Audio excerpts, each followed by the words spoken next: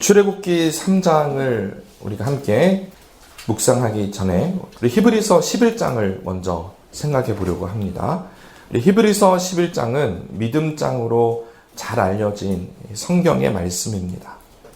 여러분 히브리서 11장 1절을 혹시 아시는지요? 네, 앞에 화면에 있나요? 네. 히브리서 11장은 이 믿음에 대한 정의로 시작을 합니다. 우리 함께 읽어볼까요? 믿음은 바라는 것들의 실상이요 보이지 않는 것들의 증거니. 많이 들어보신 말씀이지만 이해를 하려면 참 어렵습니다. 그런데 성경에서 이 믿음을 중요하게 다루고 있기 때문에 조금 어렵더라도 이 믿음에 대한 정의를 이해하려고 우리가 노력해 보는 것이 마땅한 줄로 압니다. 우리가 국어 시간에 했던 것처럼 이 문장을 분석할 필요가 있습니다. 여기서 주어는 뭐죠? 믿음은 이게 주어입니다. 그리고 이 주어를 설명하고 있는 이 서술구가 두 개가 있습니다. 그래서 믿음을 정의하는데 두 번 설명을 하고 있는 겁니다. 그런데 이 서술구가 그 단어는 다르지만 행간에 흐르고 있는 논리적인 해석은 동일합니다. 여기서 서술구가 두 개가 있는데 바라는 것들과 보이지 않는 것들이 같은 뜻입니다. 그리고 실상과 증거가 또 같은 뜻입니다. 그러니까 바라는 것들과 보이지 않는 것들에 대한 실상과 증거가 믿음이다. 이렇게 정의를 내릴 수가 있습니다. 이러한 논리적 흐름은 신약 헬라어 성경의 원어를 보아도 동일한 흐름으로 가고 있습니다. 여기서 바라는 것들과 보이지 않는 것들은 뭐냐면 하나님의 약속에 대한 소망입니다. 하나님께서 그렇게 우리에게 약속을 해주셨으니 우리가 그 약속을 바라보는 것이죠. 그런데 믿음은요, 여기에서 한 단계 더 나아가야 합니다.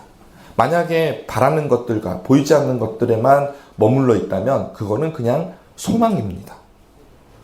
그 소망이 실상이 되고 증거가 되어야 그것을 우리는 믿음이라고 할 수가 있습니다. 조금 쉽게 예를 들어서 설명을 드리면 이제 여름철이지 않습니까? 이제 휴가철이 시작이 되면 비행기 여행을 많이 하게 됩니다. 그런데 여러분 비행기 타면서 기장을 만난 적이 있으세요? 조종사, 비행기 조종사를 직접 보신 적이 있습니까? 없어요. 들어가면 오른쪽으로 들어가라고 그러잖아요. 왼쪽에 그 조종석은 문이 딱 닫혀 있습니다. 그래서 그 안에 뭐가 있는지 알 수도 없고 그냥 우리가 상상은 해볼 수 있죠. 영화에서 보고 그랬으니까. 근데 실제로는 우리가 그 안에 뭐가 있는지 모릅니다. 하지만 우리는 이 조종사가 비행기를 잘 운전을 할 거라고 믿고 비행기의 믿음으로 탑승을 하는 겁니다. 눈에 보이지 않는 조종사의 실력을 그래도 바라는 것은 소망이라고 할 수가 있고요. 근데 그걸 믿고 비행기에 탑승하는 데까지 가는 것을 믿음이라고 하는 겁니다. 또 다른 예를 들어보겠습니다. 우리가 온라인으로 많은 물건을 구매를 하지요. 아마존이 대표적인 온라인 쇼핑이고요. 사실은 편하지 않습니까? 앉아서 온라인으로 서치를 하고 물건을 찾고 그 다음에 클릭을 하면 집으로 날아오게 됩니다. 그런데 여러분 온라인으로 쇼핑을 했는데 돈도 냈는데 결제를 완료했죠? 아직 물건은 손에 없습니다. 근데 물건이 올 것이라고 우리는 믿음이 있어요. 그래서 저는 물건을 구매를 하고 나면 언제 오는지 항상 문 앞을 서성입니다. 이게 오늘 올래나 내일 올래나. 물론 트래킹 확인하면 이제 언제 오는지도 알 수 있는데 괜시리 그냥 한번 문 밖을 보고 물건이 왔나 확인을 하는 거죠. 저는 이게 믿음이라고 생각을 합니다. 어떻게 보면 아직 물건이 오지 않았지만 물건이 도착할 거야. 그리고 그 믿음을 가지고 내가 현관문 앞에 뭐가 있는지 확인하는 그 동작 하나가 믿음이라는 것입니다. 이렇게 믿음은 실제 삶 속에서 객관화되는 현실입니다. 지금 당장은 손에 없지만, 지금 당장은 눈으로 확인을 못하지만 현실에 있는 것처럼 행동을 하는 겁니다. 그래서 웬만하면 믿음을 가지기가 힘이 듭니다.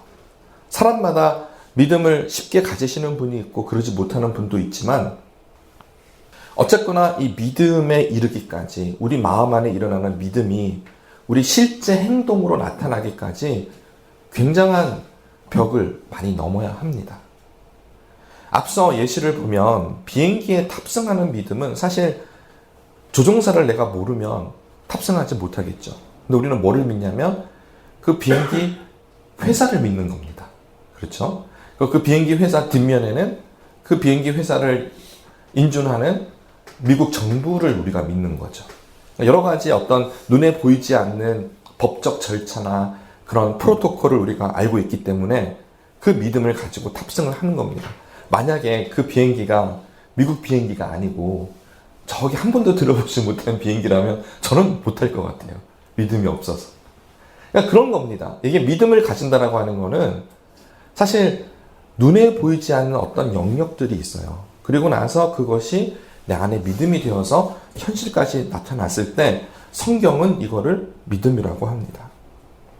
일단 여러 가지 어떤 과정을 통해서 우리 안에 믿음이 생기면 그 믿음을 따라서 행동을 취하게 됩니다. 행동으로 내 어떤 믿음에 대한 것을 행동을 하게 되는 것이죠. 그래서 믿음의 객관화라고 하는 것은 현실로 나타나는 삶의 변화까지 포함을 해야 합니다. 히브리서에서는 이 하나님의 약속을 믿고 행동으로 순종한 많은 믿음의 선조들을 기록하고 있습니다. 그 중에서도 모세에 대한 이야기가 많이 나오는데, 우리 히브리서 11장 27절 화면을 보시면 모세에 대한 얘기입니다. 함께 읽겠습니다. 믿음으로 애굽을 떠나 왕의 노함을 무서워하지 아니하고 곧 보이지 아니하는 자를 보는 것 같이 하여 참았으며. 여기서 보이지 아니하는 자가 누구죠? 하나님이에요. 보이지 아니하는 하나님을 어떻게 한다고요? 네, 보는 것 같이. 물론 모세가 하나님의 임재하심을 경험했고 또 하나님의 뒷모습을 본 인류 중에 유일한 사람일 수 있습니다. 그런데 그 모세가 하나님을 그렇게 날마다 봤던 건 아니에요. 여기 보시면 보이지 아니하는 자, 눈에 보이지 않습니다. 근데 그 하나님을 보는 것 같이 믿었다라고 말씀하고 있습니다. 그래서 그 하나님을 믿음으로 인해서 애굽 왕의 노함을 무서워하지 않았다라고 기록하고 있습니다. 이것이 믿음입니다.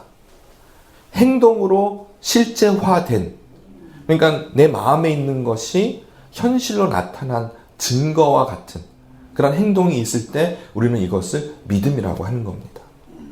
그래서 이 모세를 통해서 하나님께서 이스라엘 백성을 출애굽하셨는데, 이 사건은 그냥 역사적으로 보면 출애굽했구나 라고 우리가 볼 수 있겠지만, 이렇게 영적인 흐름을 보시면은 하나님의 약속에 대한 모세의 믿음이 현실화된 사건이 출애굽 사건이었습니다.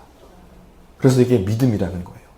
물론 모세의 믿음뿐만 아니라 이스라엘 백성의 믿음도 요구를 했겠지만, 기본적으로 리더인 모세의 믿음을 우리는 출애굽 사건에서 보게 되는 것입니다. 그렇다면 모세가 어떻게 하나님에 대해서 이런 믿음을 가지게 되었을까요? 제가 앞서 말씀드렸죠. 믿음이라는 게 그렇게 쉽게 우리에게 나타나는 게 아닙니다. 우리가 누군가를 믿을 때도, 여러분 정말 사람을 믿는 게 어렵잖아요. 근데 내가 정말 어느 한 사람을 믿는다고 하면 그 사람하고 오랜 세월을 같이 지내다 보니 이 사람은 믿을만 하다라고 해서 내 믿음, 내 마음을 그 사람에게 주는 것이죠. 그래서 이렇게 믿음을 가진다는 것은 어려운 일인데, 보이지 않는 하나님을 모세가 믿게 된 그 과정을 오늘 본문 말씀을 통해서 살펴보려고 합니다. 오늘 본문 말씀 출애굽기 3장에서는 이 모세가 하나님의 소명을 받는 장면이 나옵니다. 하나님의 부르심을 받으면서 모세는 하나님을 점진적으로 바로 믿던 거 아니에요. 바로 믿지 못하고 조금씩 마음을 열어가는 것을 오늘 본문을 통해서 발견할 수가 있습니다. 오늘 그 과정을 볼 텐데, 첫 번째는요, 모세가 애굽에서 도망해서 이 미디안 광야로 떠나온 지 40년이 지났습니다. 그러니까 모세의 나이는 벌써 80이 되었습니다. 그리고 모세는 여느 때처럼 장인 이드로의 양떼를 치기 위해서 광야로 나왔습니다. 그리고 1절을 보시면 모세가 왜 광야 서쪽으로 향했는지 모르지만 결국 다다른 곳은 하나님의 산 호렙이었습니다. 이렇게 우리는 하나님을 만나게 되는데 하나님을 만나는 과정이 우연처럼 다가올 때가 많습니다. 하지만 하나님의 계획 안에는, 하나님의 섭리에는 우연이란 있을 수가 없습니다. 그래서 모세가 하나님의 산 호렙에 이르게 된 것도 우연이 아니라 하나님의 계획 아래에서 그곳에 가게 된 것입니다. 그때가 모세가 광야 생활을 한 지 40년이 되는 때였습니다. 그리고 하나님께서는 불꽃으로 나타나셨는데 모세는 이 타오르는 불꽃 속에서도 떨기나무가 불타 사라지지 않는 광경을 목격하게 됩니다. 이 떨기나무가 어떤 나무였을까? 학자들은 그런 것도 궁금해합니다. 그래서 많은 의견들이 있는데 대부분 아카시아 나무가 아닐까 당시에 많았다고 합니다. 혹은 가시덤불로 우리가 생각을 할 수가 있는데, 중요한 것은 이 불에 타지 않는 떨기나무라고 하는 것은 초자연적인 현상이라는 겁니다. 우리가 하나님을 만날 때면 초자연적인 기적을 경험할 때가 많습니다. 그리고 그러한 경험은 우리에게 하나님에 대한 그러한 마음을 여는 중요한 계기가 됩니다. 어떤 분들은 저에게 이런 고민을 상담을 하세요. 꽤 많은 분들이 상담을 하시는데, 나도 교회 다른 성도들처럼 초자연적인 하나님을 경험하고 싶은데 나는 그런 하나님을 만난 적이 없어요. 어떻게 하면은 초자연적인 경험을 할 수가 있나요? 라고 하는 그런 질문들을 많이 합니다. 제가 드릴 수 있는 말씀은 사람마다 하나님을 만나는 그 과정이 다 다르다라는 겁니다. 성경에 수많은 인물들이 있는데 한 사람도 동일하게 하나님을 만나지 않았어요. 다 다릅니다. 이 초자연적인 계시나 기적을 경험하길 원하시는 분들에게 드리고 싶은 말씀은 사람마다 다르기 때문에, 그렇지 않습니까? 지문은 다 다르지 않습니까? 얼굴 생김새가 다 다르지 않습니까? 그러니까 저희가 하나님을 만나는 것도 나에게만 하나님이 허락하시는 그 만나는 과정이 있다라는 것을 믿으시기 바랍니다. 그리고요, 모세와 비교해서 모세는 너무나 초자연적인 하나님을 만났지만 아브라함을 보십시오. 믿음의 조상이라고 하는 아브라함은 기적을 경험한 적이 없습니다. 처음 하나님의 부르심이 어떠했냐면 그냥 하나님의 말씀을 받은 것밖에 없어요. 그래서 어떤 분들은 성경 말씀을 통해서 하나님을 만날 수도 있습니다. 그러니까 저희가 오늘 본문에 등장하는 이 불타는 떨기나무에서 하나님을 만났던 그런 기적을 경험하는 것을 우리가 너무 부러워할 필요도 없고요. 또 우리가 기적을 경험했다고 해서 너무 자랑할 필요도 없고요. 또 반대로 기적을 경험했다고 해서 너무 부정적으로 그런 거 너무 이상해 라고 말할 필요도 없다라는 겁니다. 왜냐면 사람마다 다 다르니까. 하나님을 만나는 그 경로가, 채널이 다 다르기 때문에 우리는 그냥 내가 만난 하나님에 대해서 증거를 하면 된다고 생각을 합니다. 그리고 하나님 그 자체로 초자연적이시기 때문에 우리는 인간의 한계를 넘어서 계시는 하나님, 그 신적인 존재가 나를 만나주시는 경험은 우리가 사모해야 하는 것은 맞습니다. 그렇지만 다 다르기 때문에 우리가 너무 여기에 생각을 많이 하실 필요는 없는 것 같습니다. 여기서 이제 두 번째 단계로 넘어가게 되는데요. 하나님과 일단 만났고요. 이제 두 번째는 하나님과 대화가 시작이 됩니다. 하나님께 대한 믿음은 하나님과의 관계 속에서 형성이 됩니다.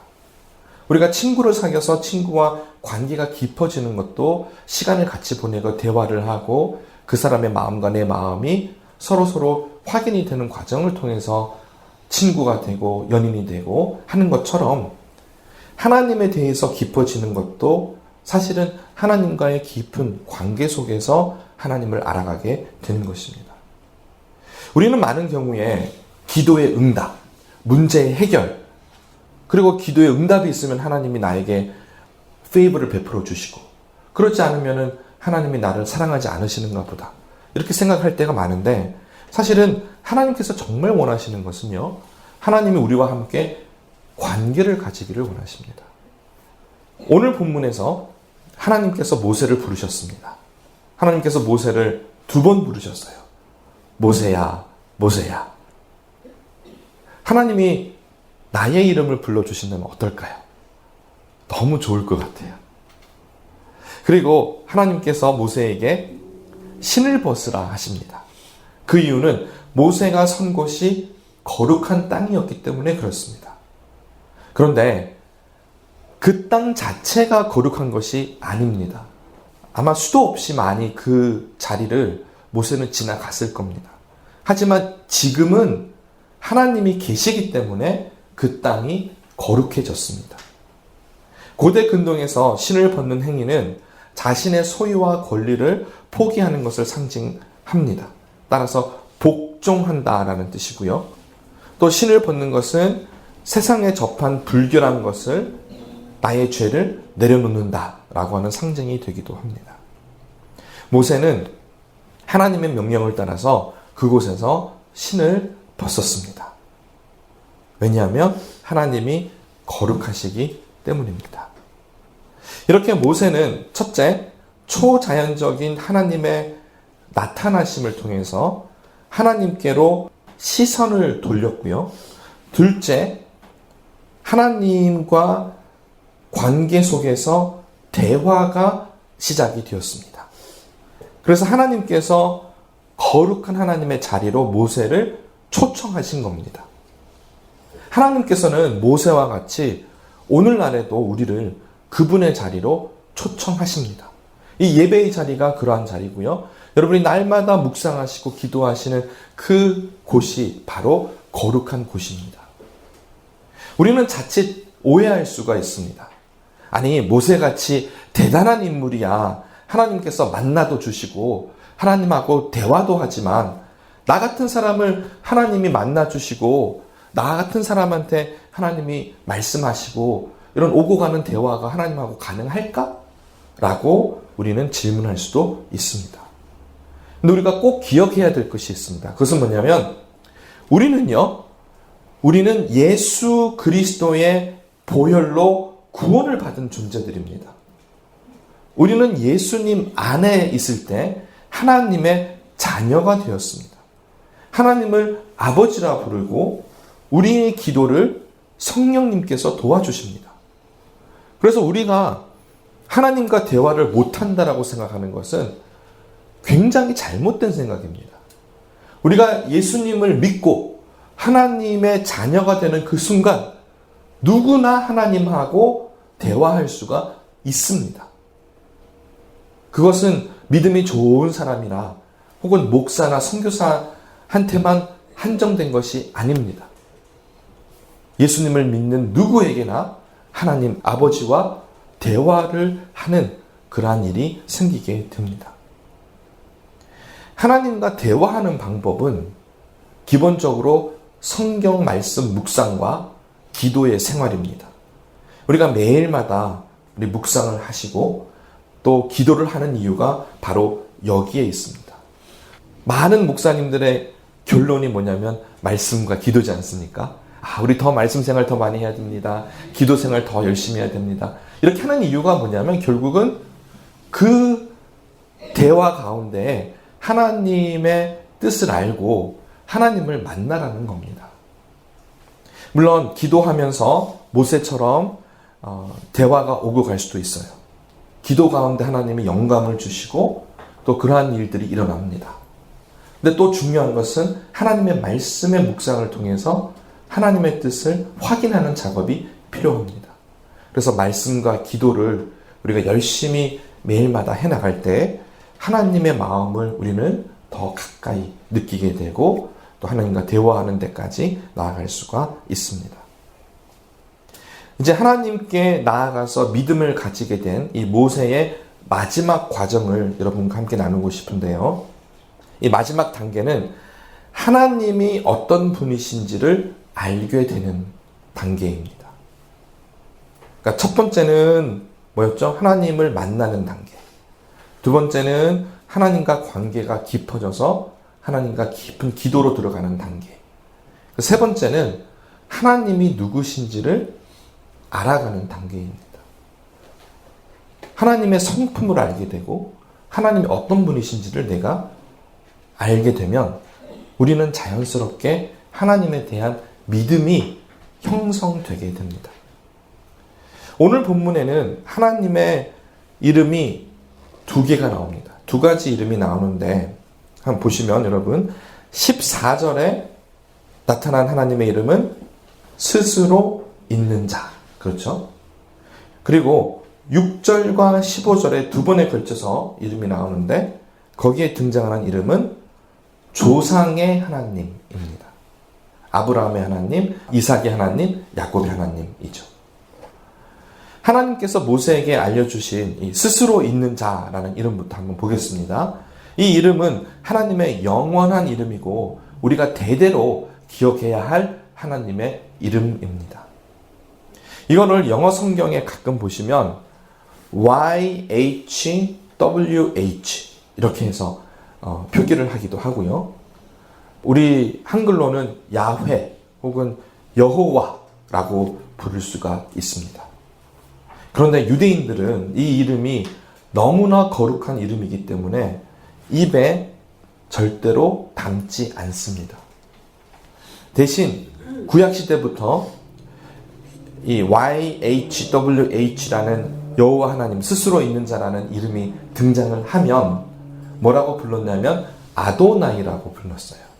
아도나이는 주님이라는 뜻인데 신약에서는 키리오스 같은 뜻입니다. 그래서 아도나이라는 주님이라는 뜻으로 대신 불렀습니다. 그러니까 성경을 쭉 읽다가 야훼가 등장을 하면 여호와라는 이름이 나오면 유대인들은 주님, 아도나이 이렇게 말을 했던 것이죠.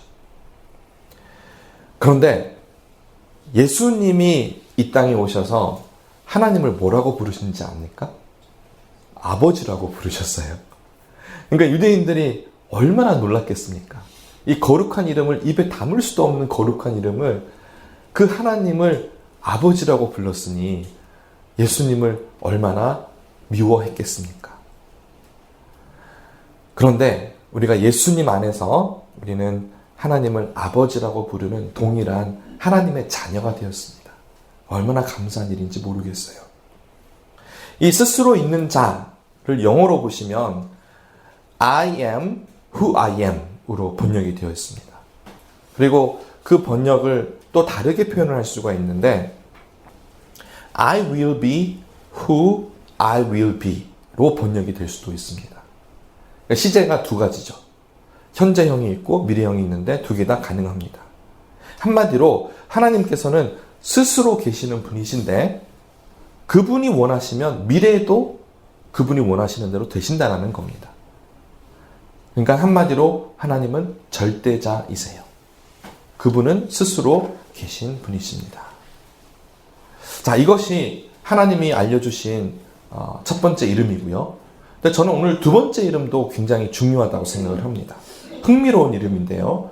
조상의 하나님, 뭐라고 하셨죠? 아브라함의 하나님, 이삭의 하나님, 야곱의 하나님.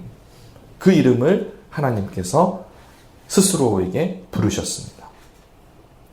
한번 생각해 보십시오. 앞서 스스로 있는 자, I am who I am은 절대자를 나타냅니다. 온 우주의 대주제가 되시고 모든 것 위에 계시는 절대자 하나님, 전지전능하신 하나님. 그런데 그 하나님이 한 사람에게 찾아오셔서 그 사람의 이름과 내 이름이 동일해. 같은 이름이야 라고 하신 거예요. 여러분, 가끔 미국 사람들 이름 보면은 엄마, 아빠 이름 같이 한다고 해서 하이픈 이렇게 하는 거 혹시 보셨어요? 그러니까 동일하게 그 이름을 같이 정체성을 가지겠다는 뜻으로 이름과 이름을 맞붙이는 거. 하이폰으로 이렇게 붙이는 경우가 있습니다. 근데 여기 보시면 하나님이 그렇게 하신 거예요. 내 이름은 아브라함의 하나님이야. 나는 이삭의 하나님이야. 나는 야곱의 하나님이야. 한 사람, 한 개인의 이름이 하나님의 이름에 들어가게 된 것입니다. 어떻게 이런 일이 가능할까요? 정말 완전한 존재가 불완전한 존재를 같이 이름으로 정체성을 동일하게 인정해 준다. 아무리 생각을 해봐도 우리 인간의 지혜로는 이해할 수 없는 그러한 이름입니다. 그런데 여기서 우리가 발견하게 되는 것은 바로 하나님의 사랑입니다. 사랑하시기 때문에 그렇게 하신 거예요. 불완전하다? 사랑 앞에서는 그런 개념이 없습니다. 절대로 하나님께서는 사랑이시기 때문에 우리가 비록 불완전할지라도 우리를 품으시고 너는 내 것이고 나는 너야. 이러한 정체성의 연합을 이름으로 나타내 주신 것입니다. 이거를 이해할 수 있는 민족이 우리 한국 민족이에요. 저는 그렇게 생각을 합니다. 우리 이런 전통이 있지 않습니까? 누구를 부를 때 철수 엄마, 그렇죠? 영희 아빠, 우리 이름이 다 사라져버려요. 부모가 되는 순간 부모님 이름이 없어져요. 그리고 아이 이름이 부모의 이름이 되어버립니다. 세계 어느 민족에 이런 전통이 있을까요? 싶습니다. 정말 자녀의 이름이 엄마와 아빠 이름에 포함이 되어버리는 것처럼 하나님께서 이 아브라함과 이삭과 야곱의 이름을 그분의 이름에 포함시키신 겁니다. 부모가 그만큼 자녀들을 사랑하기 때문에 정말 한국 부모님들의 자녀 사랑이 대단하지 않습니까? 그거예요. 하나님께서 그분의 정체성 안에 이 한 사람의 이름을 포함시켜 주신 겁니다. 자, 여러분 한번 상상해 보십시오. 말로 하면 좀 부끄러울 거예요. 여러분 하나님 앞에 여러분의 이름을 한번 넣어 보십시오. 그래서 여러분 이름을 부르고 누구누구의 하나님 한번 해보십시오. 어떠세요? 하나님이 그렇게 부르신다라는 겁니다. 그게 하나님의 이름이라는 겁니다. 오늘 말씀을 이제 정리를 합니다. 모세가 하나님께 어떻게 믿음을 드렸을까요? 첫째는 하나님을 만났습니다. 하나님을 만났습니다. 초자연적인 방법이든 어떤 말씀을 통해서든 어쨌든 내 시선이 하나님께로 향해야 합니다. 첫 번째 단계고요. 두 번째 단계는 뭐죠? 하나님과 대화, 깊은 관계로 들어가는 겁니다. 그러니까 눈만 돌리는 것이 아니라 이제는 마음을 열어서 하나님과 함께 기도하고 말씀을 통해 하나님의 음성을 듣고 또 내 기도를 드리는 그러한 관계가 형성이 되어야 됩니다. 그리고 마지막은 뭐죠? 하나님의 이름에 약속을 받는 겁니다. 약속을 받으셔야 돼요. 믿음은요, 약속이 있어야 믿음이 생깁니다. 히브리서 11장에서 보셨던 그 믿음이라고 하는 정의도 결국 그겁니다. 우리가 뭐를 바라고 뭐를 보겠습니까? 내 힘을 의지하고 내 경험을 의지하고 내가 가진 자산을 의지한다고 해봤자 내가 죽으면 그만이지 않습니까? 그것은 뚜렷한 한계가 있습니다. 반드시 하나님을 통해서 전지전능하신 하나님의 약속을 받을 때 우리는 그 약속에 내 믿음을 드릴 수가 있는 것입니다. 그리고 그렇게 살아가게 되는 것이죠. 그래서 우리는 하나님 안에서 자유하게 되는데 다시 한번 기억하십시오. 하나님을 만나고 하나님과 대화하고 하나님의 약속을 받으십시오. 그러면 거기에서 믿음이 생기게 됩니다. 우리 히브리서 11장 6절의 말씀 우리 함께 읽겠습니다. 믿음이 없이는 하나님을 기쁘시게 하지 못하나니 하나님께 나아가는 자는 반드시 그가 계신 것과 또한 그가 자기를 찾는 자들에게 상 주시는 이심을 믿어야 할지니라. 아멘. 그래서 예수님께서 제자들에게 하셨던 것처럼 믿음 없는 자가 되지 말고 믿는 자가 되십시오. 예, 그렇게 정말 믿음 가운데 승리하시기를 간절히 바랍니다.